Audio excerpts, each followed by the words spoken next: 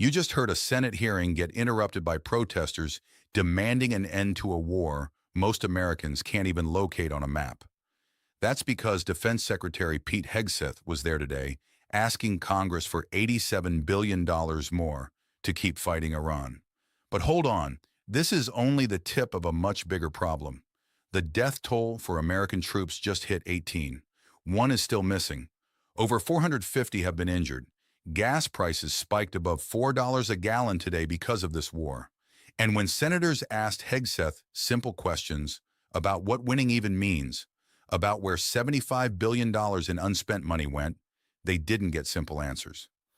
Is the Pentagon asking taxpayers to fund a war nobody can explain how to end? Stay tuned, because what happens next will leave you speechless. Funding request is $87.6 billion, and most of the funding, $67 billion, is for the Department of Defense. Yet we are told the Department of Defense still has $75 billion in unobligated funding from last year's reconciliation package. Is that true? Roughly correct numbers, yes. So you left some change on the dresser before you prepared to come for this hearing. What's going to happen to that $75 billion? Well, that 75 is, there's plans and designs on that, part of the rebuild of our military, which had to be undertaken. And so the One Big Beautiful Bill gave us specific avenues. I'd have to get you the exact numbers of what that is left to be allocated. Does it have to do with the war in Iran? No, this is rebuilding our military from what was not funded in the past under the Biden administration. So this is from 2026, One Big Beautiful Bill, which helped move the president's priorities like Golden Dome for America, move away from all the woke priorities of what the Biden administration was pursuing, give us a chance to start cutting these deals on munitions, all the things that the president wanted us to focus on: shipbuilding, hypersonics. I mean, the Biden administration ignored hypersonics. They just decided to pretend like that technology didn't exist and we shouldn't invest in it. There are things, I don't know what Lloyd Austin did for 4 years. I really don't. Well, I'm sure the amount of neglect, the amount of stale thinking now. and bureaucracy, it was staggering when we took over. So One Big Beautiful Bill gave us a chance to get Let me interrupt your speech for a minute, Mr. Secretary. It's my turn to ask questions. I've been listening patiently while you made your presentation. You estimated at one point that the cost of the war in Iran was $29 billion, but then added a caveat that there was a replacement of munitions, for example. Do you have a new estimate about what the war has cost us so far in the 5th month of the first year of this war in Iran? Senator Dick Durbin isn't a random skeptic here either. He's the top Democrat on this Appropriations Subcommittee, and he came prepared with the exact numbers. Think about what just happened in that exchange. Durbin pointed out that of the $87.6 billion request, $67 billion goes to defense. But the Pentagon is already sitting on $75 billion in obligated funding from last year's budget bill. Hegseth confirmed the number was accurate, then started explaining what that $75 billion was already earmarked for, before Durbin cut him off to ask directly whether any of it was tied to the Iran war itself. To be fair, large bureaucracies like the Pentagon often move slowly on spending even approved funds, and different funding pools can legitimately serve different purposes. But here's the pattern.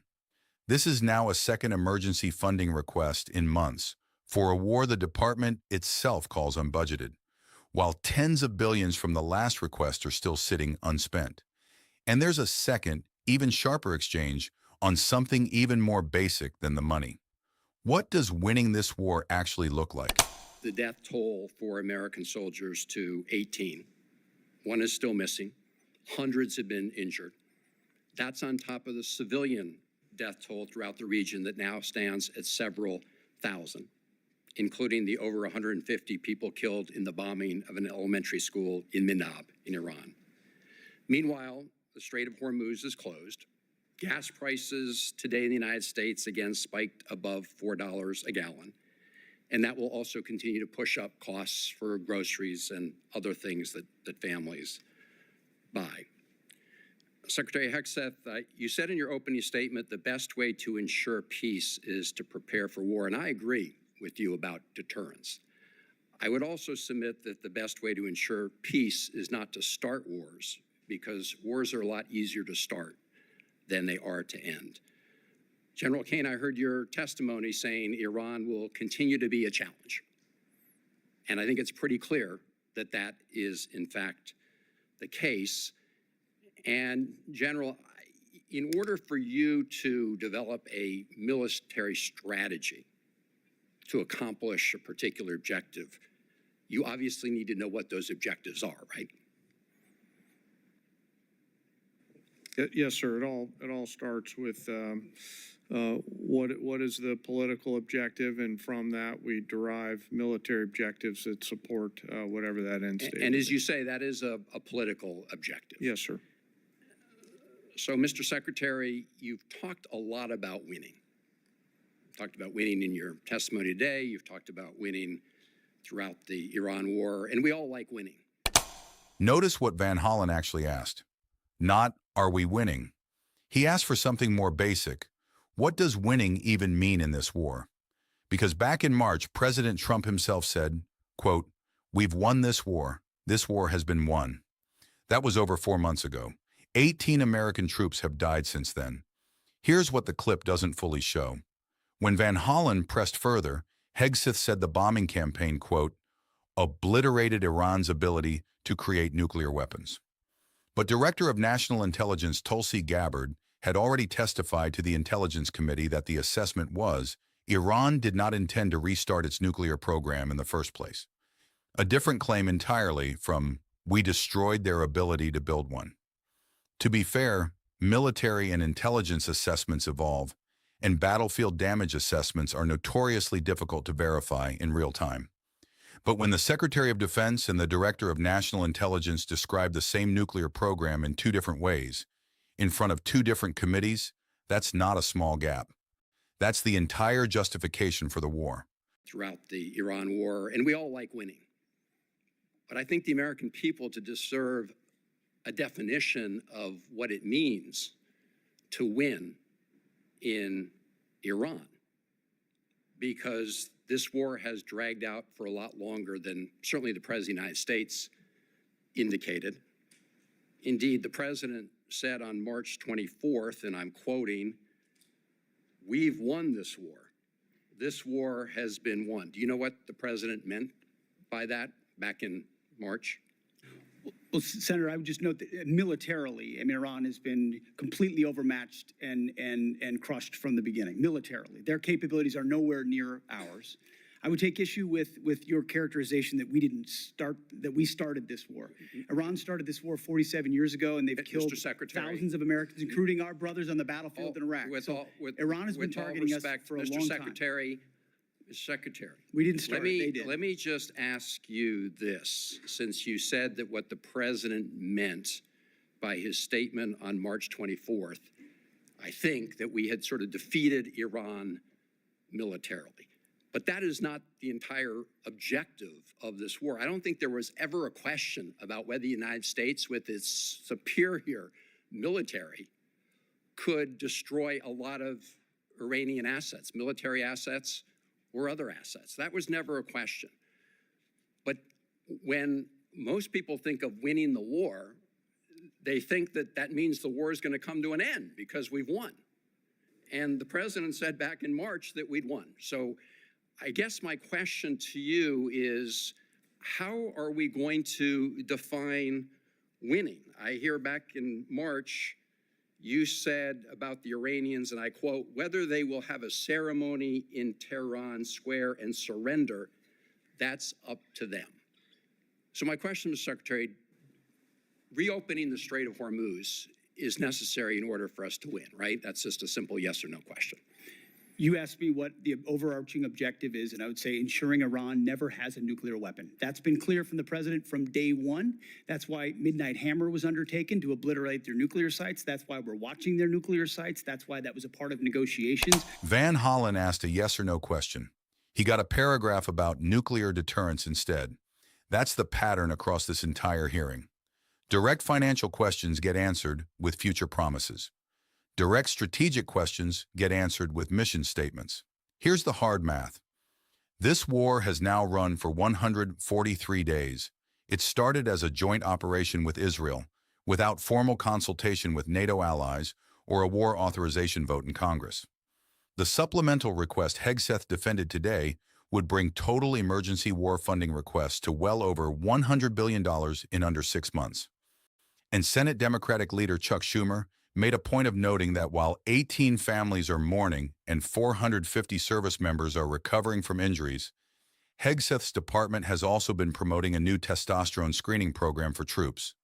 Whatever the merits of that program, the timing is the story. Priorities get revealed by what gets explained clearly and what doesn't. Yet, many states, blue states particularly, have submitted requests. Rhode Island has one.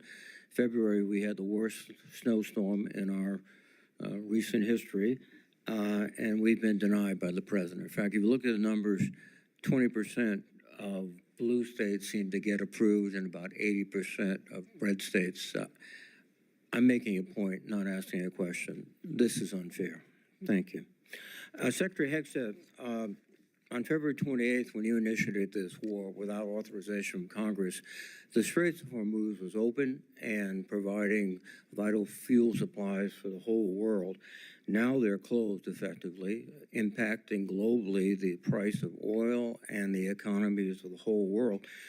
But the Department of Defense has been planning for potential operations against Iran for many, many years. And one of their obvious assumptions was that the Strait of Hormuz could be closed. Were you unaware of that? Senator, you are correct. Nobody plans more and looks at more contingencies than our department. And so, of course, undertaking a historic effort like this, of this scope and scale, of course, the Strait of Hormuz was front and center in every single aspect of that. Hence why one of our key objectives to begin with was to sink the entirety of Iran's Navy, which its conventional Navy was sunk. Now, you can't get rid of every single fast boat and every single machine gun and a fast boat or every single coastal cruise missile. So we acknowledge that if the state decided to become a terror state shooting at commercial shipping, that would be an ongoing and contested part of the battle, to include their willingness to mine international water. So one side weaponized the strait, and we've been fighting back the entire time. Completely aware that the Strait of Hormuz could be closed, and obviously sinking their ships has not affected their ability to effectively close the straits. We had U.S. boats that surrendered to Iranian ships under the Biden administration. So their Navy was effective in expeditionary ways in the past. We're talking about a war you started, not a situation in which oil was flowing freely. There was no conflict. We weren't losing personnel as a result of Iranian actions. So your fallback to the Biden... Notice the word Reid used twice. Unauthorized. Jack Reid is the ranking Democrat on the Senate Armed Services Committee, the member of Congress whose job is literally to oversee how wars get declared and funded.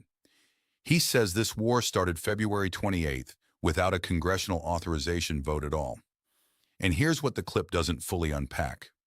Reid also pointed out something else buried in this same funding request. $10 billion earmarked for farmers hurt by the war's fuel and fertilizer disruptions, but disaster aid requests from individual states aren't being approved evenly. Reid said the numbers show roughly 80% of Republican-led states getting approved versus 20% of Democratic-led ones. To be fair, we don't have the full state-by-state breakdown ourselves to independently verify that exact ratio, and disaster aid approval criteria are genuinely complex. But Hegseth's own response didn't dispute the number. He moved straight to defending the war's necessity instead. That's the same pattern again. A specific, uncomfortable number goes unanswered, and the conversation shifts to a bigger, harder-to-verify claim about strategy. Step back and look at the full picture. 18 dead, hundreds injured, gas prices climbing at home. A war a ranking senator says started without congressional authorization at all. A defense secretary asking for billions more while sitting on billions already approved. A nuclear claim that doesn't match his own intelligence director's sworn testimony. And a specific claim about unequal disaster aid between states that went completely unanswered.